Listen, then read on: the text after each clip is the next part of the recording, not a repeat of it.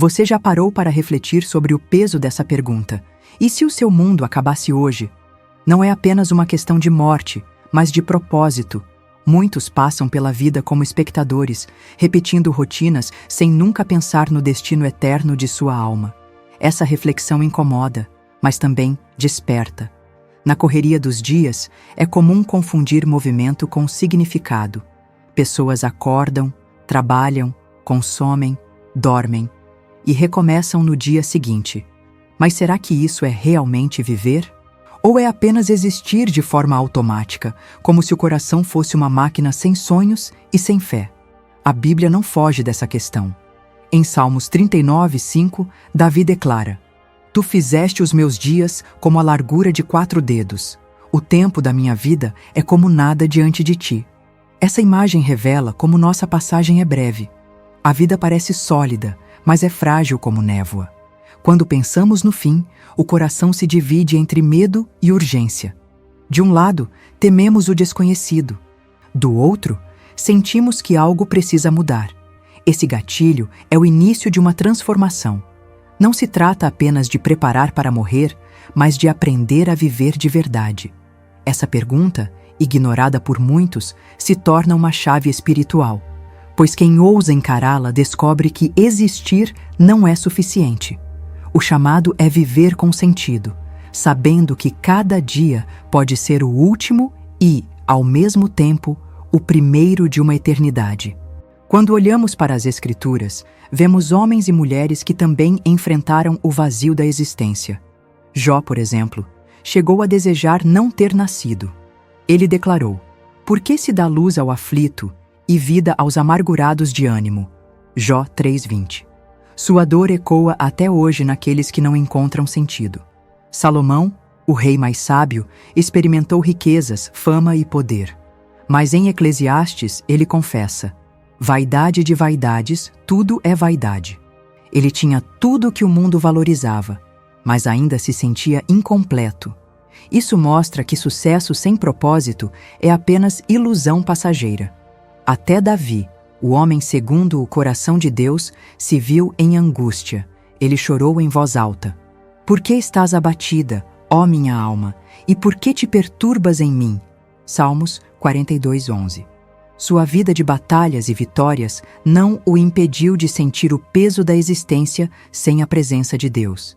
Esses relatos nos provam que sentir-se vazio não é um fenômeno moderno. É uma experiência humana que atravessa séculos. Grandes líderes, profetas e reis já se encontraram nesse dilema. O que os diferenciou foi a decisão de não permanecer no vazio. O segredo deles foi transformar a dor em oração, o vazio em busca e a incerteza em fé. Quando tudo parecia perdido, escolheram se voltar para Deus. Essa é a mesma chave oferecida a nós hoje: reconhecer o vazio e permitir que ele seja a plenitude. Vivemos em uma era marcada pela pressa. Pessoas correm de um lado para o outro, acumulando compromissos, metas e cobranças. Mas essa corrida, muitas vezes, não leva a lugar algum. É como estar em uma esteira, movimento constante, mas sem sair do mesmo ponto. As redes sociais reforçam essa ilusão. Mostram sorrisos, conquistas e viagens, mas escondem lágrimas, frustrações e o cansaço da alma. Muitos aparentam estar vivendo, mas por dentro apenas sobrevivem. É uma geração que parece forte, mas desmorona no silêncio. Jesus já alertava para essa armadilha. Ele perguntou: De que adianta ao homem ganhar o mundo inteiro e perder a sua alma? Marcos 8:36. Essa frase é um soco na nossa modernidade, pois nunca se acumulou tanto, mas também nunca se perdeu tanto sentido. O contraste é visível. Casas cheias de coisas, mas corações vazios. Pessoas com milhares de seguidores, mas sem amigos de verdade. Uma geração conectada à tecnologia, mas desconectada de si mesma e de Deus. Essa é a essência de existir sem viver. E aqui surge a decisão: continuar correndo atrás do vento ou parar para buscar aquilo que é eterno. Pois viver não é quantidade de dias, mas a qualidade de como eles são entregues a Deus. Na Bíblia, o tempo é descrito como algo paradoxal. Pode ser inimigo para quem apenas existe, mas é aliado para quem aprende a viver com propósito. Tudo depende de como ele é usado e para quem ele é entregue. Tiago escreveu: "Vocês são como a neblina que aparece por um pouco de tempo e depois se dissipa." Tiago 4,14. Essa comparação mostra que o tempo humano é breve, como o vapor que se desfaz ao vento. Um lembrete de que não temos controle sobre a vida. Por outro lado, Paulo nos encoraja em Efésios 5,16, remindo o tempo, porque os dias são maus. Aqui está a revelação. Mesmo em dias difíceis, é possível dar valor ao tempo quando se decide viver em Cristo. Não é quantidade de anos, mas qualidade de escolhas. Curiosamente, a própria ciência confirma que a percepção do tempo muda conforme o estado interior. Para quem vive no vazio, os dias arrastam. Para quem vive com propósito, cada minuto se torna precioso. A Bíblia já revelava isso muito antes. Assim, o tempo pode ser peso ou presente. Tudo depende se o usamos apenas para existir, ou se o investimos naquilo que permanece para sempre, a presença de Deus. Jesus contou a parábola do rico insensato, registrada em Lucas 12:16-21. Um homem acumulou tanto que planejou desfrutar calmamente de sua riqueza. Ele disse a si mesmo: "Alma, tens em depósito muitos bens para muitos anos. Descansa, come, bebe e folga." Mas a resposta de Deus foi um choque. "Louco, esta noite te pedirão a tua alma, e o que tens preparado, para quem será?" Essa parábola escancara a realidade de muitos que vivem como se o amanhã fosse garantido. O problema não era a riqueza em si, mas a ilusão de segurança. Esse homem confiava no que tinha e não no Deus que dá sentido à vida. Ele fazia planos longos, mas esqueceu que não tinha domínio sobre a própria existência. Esse relato não pertence apenas ao passado.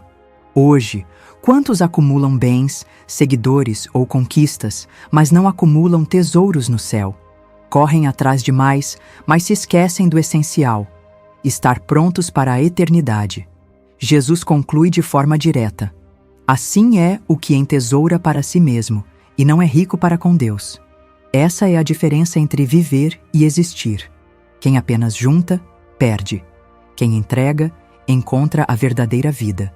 Talvez você já tenha presenciado alguém que partiu de repente. Um acidente, uma enfermidade, uma notícia inesperada. Esses momentos funcionam como um espelho. E se fosse comigo hoje? O que sobraria da minha história? O crescimento da ansiedade e da depressão mostra que o vazio da alma se tornou um problema coletivo. Nunca se falou tanto em saúde mental, e ainda assim, muitos continuam sem esperança. É como se o corpo vivesse, mas o espírito já tivesse desistido. O filósofo Blaise Pascal dizia: "No coração do homem existe um vazio do tamanho de Deus." Essa frase ecoa a verdade bíblica. Tentamos preencher com relacionamentos, prazeres ou conquistas, mas nada se encaixa. Só Ele pode saciar a sede profunda da alma. As notícias globais também gritam essa urgência. Guerras, catástrofes, crises e inseguranças expõem que o amanhã é incerto. Tudo o que parece sólido pode ruir em um instante. Por isso, viver sem propósito é uma escolha perigosa. Essa é a revelação. Não importa quantas distrações existam, a consciência sempre volta para a mesma pergunta: estou vivendo de verdade ou apenas existindo? Jesus não apenas falou sobre vida, ele se apresentou como a própria vida. Em João 10:10, ele declarou: "Eu vim para que tenham vida e a tenham em abundância." Não é uma promessa de sobrevivência, mas de plenitude em todos os aspectos da existência. Essa vida abundante não significa ausência de problemas. Pelo contrário, significa presença de propósito mesmo em meio às lutas. É ter paz em meio ao caos e esperança quando tudo parece perdido. É descobrir que a vida não é medida pelo que temos, mas por quem nos sustenta. A história da mulher samaritana em João 4 ilustra isso. Ela buscava água diariamente, mas sua alma permanecia seca. Quando encontrou Jesus, ouviu: "Quem beber da água que eu lhe der, nunca mais terá sede." Ela deixou o cântaro para trás, porque encontrou sentido.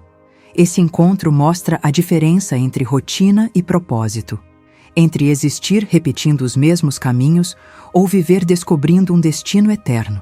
A água que o mundo oferece mata a sede por instantes, mas a que Cristo oferece transforma a vida por completo. Assim, o dilema entre viver e existir encontra resposta em uma pessoa, não em um conceito. Viver de verdade é estar em Cristo. Fora dele, tudo se torna vazio. Agora a pergunta retorna: e se o seu mundo acabasse hoje? Como seria lembrado? Como alguém que acumulou coisas passageiras ou como alguém que entregou a vida ao que é eterno? Essa não é uma reflexão distante, é uma decisão urgente. Não se trata de medo, mas de clareza. A Bíblia diz: buscai ao Senhor enquanto se pode achar, invocai-o enquanto está perto. Isaías 55:6. O amanhã pode não chegar, mas o hoje ainda é tempo de escolha. Muitos deixam para depois, mas esse depois pode nunca vir. A vida não nos pertence. Cada batida do coração é um presente. Por isso, a sabedoria está em viver como se o hoje fosse a única oportunidade de acertar com Deus. O chamado é simples: deixe de apenas existir e escolha viver. Viver em Cristo é encontrar o verdadeiro significado da existência, é trocar o vazio pela plenitude e a incerteza pela esperança. Se essa mensagem tocou o seu coração, escreva nos comentários: eu quero viver de verdade. Compartilhe com alguém que precisa desse despertar, pois viver é mais do que respirar, é estar preparado para a eternidade.